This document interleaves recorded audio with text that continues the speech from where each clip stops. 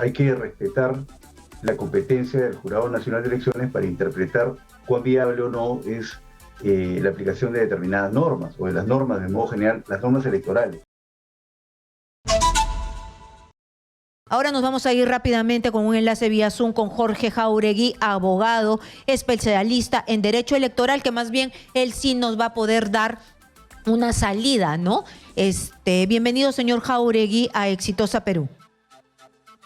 Karina, muy buenos días, un placer de saludarle, buenas tardes, un placer de saludarle y un saludo a su audiencia, gracias por la invitación. Muchas gracias. Más bien yo me preguntaba, si esto ya está clarísimo que no se puede, ya pasó las fechas, ya se hicieron las elecciones, ya jurídicamente está oleado y sacramentado, pero también existe una ley. En la práctica no se puede, pero hay una ley. ¿Cómo se hace para solucionar este problema? Bueno, en principio hay que decirle que una pauta básica de un régimen democrático es la separación y equilibrio de los poderes, ¿no? Entonces, los sistemas de justicia, los tribunales, son los que interpretan y aplican las normas a los casos concretos. Entonces, hay que respetar la competencia del Jurado Nacional de Elecciones para interpretar cuán viable o no es la aplicación de determinadas normas, o de las normas, de modo general, las normas electorales.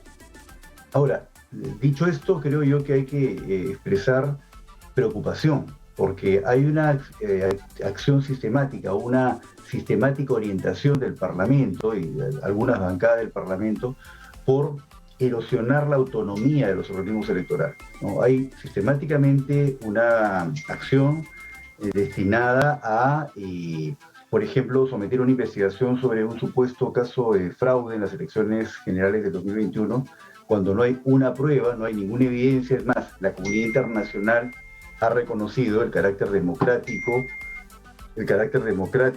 y plural, ¿no?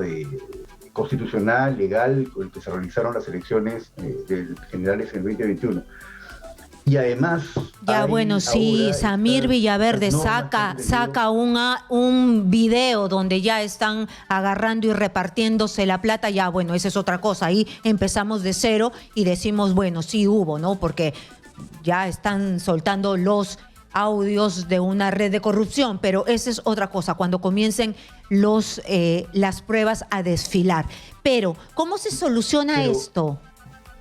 Sí, pero sobre eso le diría, eso no es posible porque el sistema de transformación de votos en escaños y el procesamiento de los resultados electorales a través de actas que tiene el Perú es un sistema bastante seguro. Y tenemos la absoluta claridad que lo que sucedió en las ánforas fue trasladado a unas actas que además están ahí para el escrutinio público. Entonces, no hay ninguna forma de que un estamento como el Pleno del Jurado Nacional de Elecciones o el jefe de la OMPE tenga incidencia respecto a lo que va a pasar en la mesa de sufragio. Eso no es posible. Muy bien. Es algo que hay un tinglado. Los votos es una cosa, las coimas son otras, ¿no? Correcto. Entonces no hay forma de seguir alegando fraude. Sin embargo, esta narrativa del fraude se maneja de una manera, digamos, creo yo, muy peligrosa para la estabilidad del régimen democrático del Parlamento, y está generando un ataque a la autonomía de los organismos electorales. Yo creo que la ley que se aprobó, que ha permitido o permitiría hacer variaciones en el programa electoral, es una clara agresión a la separación y equilibrio de poderes, que es básico, una pauta básica del régimen democrático, y afecta a la autonomía constitucional, ¿no? La autonomía que la Constitución del Perú garantiza a los organismos electorales para organizar el proceso electoral dentro de unos plazos razonables que permitan que los actores electorales puedan impugnar y tengan los plazos, digamos, razonables, para que haya una pluralidad de instancias y un debido proceso y un debido procedimiento electoral, que la propia Constitución exige. Pero muy bien, yo lo que entiendo aquí en este comunicado del Jurado Nacional de Elecciones es que es imposible. Le está diciendo imposible porque está utilizando es una carta amable, un lenguaje amable, pero le está diciendo: no hay manera de hacer lo que ustedes han aprobado. No lo vamos a hacer. Ya se cerró. ¿Cómo se soluciona este problema? Hay una ley que está ordenando que lo abran y ellos no lo van a abrir. Lo que pasa es que los órganos electorales, y de modo general los órganos de justicia, están obligados a hacer prevalecer la Constitución y los principios constitucionales sobre una ley de inferior jerarquía. Y lo que pasa es que esta ley, aprobada recientemente por el Parlamento por insistencia, que pretende modificar el cronograma de las elecciones internas, está yendo contra lo que establece la propia Constitución, ¿no? La supremacía constitucional, que ha incorporado el principio de preclusión de etapas electorales que aplica plenamente a las elecciones internas, en esas elecciones regionales y municipales, que aplica plenamente, y por lo tanto no se puede alterar las fases de los procesos electorales. Entonces, para entenderlo bien y de manera menos técnica, por favor, para entenderlo bien, es decir, lo que ha aplicado, lo que ha hecho, lo que ha aprobado el Congreso de la República es una ley de menos jerarquía de lo que dice la Constitución, que es que tienen que tener los tiempos debidos para las elecciones. Correcto. El Tribunal Constitucional, que es el supremo intérprete de la Constitución, en su oportunidad reconoció que una condición básica de elecciones democráticas y transparentes es que se respete el principio de preclusión de etapas. Por lo tanto, el principio de preclusión de etapas queda incorporado a la racionalidad de la Constitución del Perú de 1993. Por lo tanto, ese principio debe prevalecer sobre una ley que, a mi juicio, es abiertamente inconstitucional, esta ley recientemente aprobada por el Congreso, que afecta en primer lugar el principio de preclusión de etapas, pero que también afecta el principio básico del régimen democrático de la separación y equilibrio de poderes. Es decir, el Parlamento no puede decirle cómo hacer elecciones ni a la OMPE ni al Jurado Nacional de Elecciones, para decirlo del modo más sencillo, porque esa es una competencia constitucional autónoma. El diseño de la Constitución del 93 preserva a los organismos electorales autonomía en la organización de los procesos electorales. Y este mismo Parlamento le dio, a través de una ley específica para las elecciones regionales y municipales, al Jurado Nacional de Elecciones la facultad de establecer el cronograma de las elecciones internas. Y sobre esa ley ahora pretenden modificar ese plazo.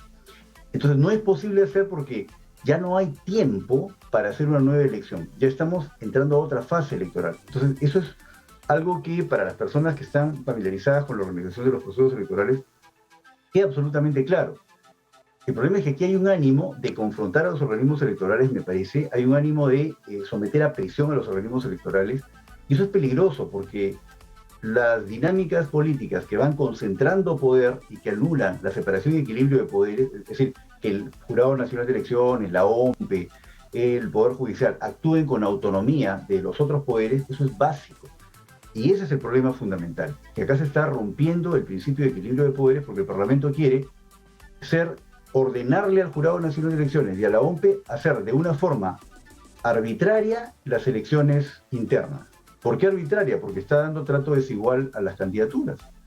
Hay unas reglas que se establecieron, que las estableció el propio Parlamento, para hacer unas elecciones internas con determinadas modalidades, directas, indirectas, ¿no? Que no sigue digamos, la estructura de las elecciones primarias que fueron suspendidas.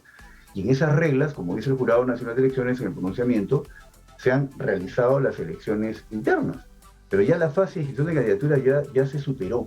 Entonces, bajo esa lógica, creo yo que Madrid constituye una grave afectación al régimen democrático esa ley y genera un precedente muy peligroso para las próximas elecciones. ¿Y usted cree que vaya a retroceder de alguna manera el Jurado Nacional de Elecciones? ¿Y usted cree que vaya a retroceder de alguna manera el Jurado Nacional de Elecciones, aunque de verdad que las elecciones que hemos visto han tenido muchísimo ausentismo? Pero más allá de eso, ¿cree que vaya a retroceder, que le haga caso a la ley a pesar de este oficio que ha enviado o no?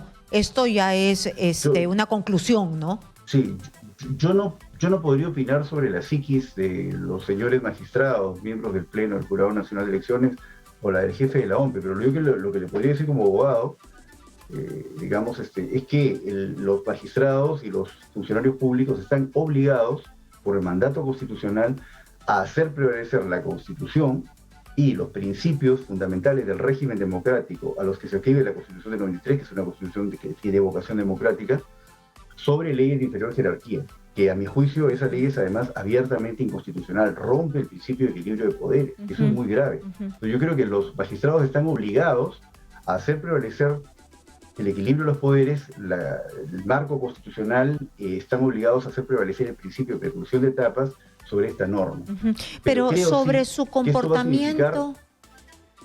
Va a significar una mayor intensificación del todo el conjunto de mecanismos de acoso y presión del que están siendo objeto los organismos electorales, porque los están... Sí, eso digamos, ha quedado claro, pero una serie de medidas, sobre ¿no? el comportamiento, usted conoce el sistema electoral, por eso le preguntaba, más o menos nosotros conocíamos cómo se comportaban los exmiembros del Tribunal Constitucional. Usted conoce los organismos electorales, más o menos ellos retroceden en este tipo de cuestiones profundas, ¿no? De autonomía o no suelen dar un paso atrás en estas controversias.